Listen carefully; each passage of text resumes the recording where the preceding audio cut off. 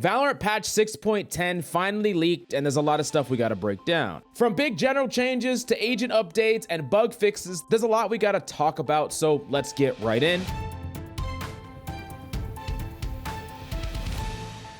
But SkillCapped is the absolute best place to hone your skills. From movement and aim guides to in-depth coaching on the private Discord, there's never been a better time to join SkillCapped, so check it out right now in the links down below. Now, the first interesting update is an added in-game spray wheel, which can be activated by holding your chosen spray and keybind. This allows you to have up to 4 set sprays that you can cycle in and use in the middle of a round. So whether you're trying to give someone a heart if it was a good duel, or if you're trying to be toxic to the run and gun shotgun user, there's always going to be a perfect spray that you can pick from and spray in the middle of a round. Now, you'll still have the option to quick spray by just tapping your chosen spray keybind, and it'll be the one at the top of the wheel. They also replaced the spray carousel with a grid that can be searched, filtered, and sorted by favorites, and added an audio cue and visible timer to indicate cooldowns on the spray window. Now, there's also going to be changes to a lot of different icons on agents. Fade, Harbor are all getting a slight change, from tilting their head slightly to a slightly different silhouette. Riot has always done these slight changes throughout the history of Valorant, and it's not surprising that they constantly are tweaking them. Now, there are some really big bug fixes that are being addressed in this patch. They fixed an issue where Yoru's fake out would min flash players that were outside its conal range of effect. Now, while this is a bug, it's technically a nerf because Yoru was actually slightly flashing people that weren't supposed to be flashed. They also fixed an issue that was causing a slight delay between sources of concussion hitting players and the actual effects of the debuff being applied. So this is kind of a slight buff to concussion because it wasn't working how it was supposed to. They also fixed a bug where Yoru's fake out echo would sometimes not have a weapon equipped, and the weapon that Yoru's fake out echo equips now should use a more accurate weapon skin. So it's going to be a lot harder to differentiate the two, and honestly, it's kind of a wash because Yoru got, you know, slightly buffed and slightly nerfed because of these bug fixes, and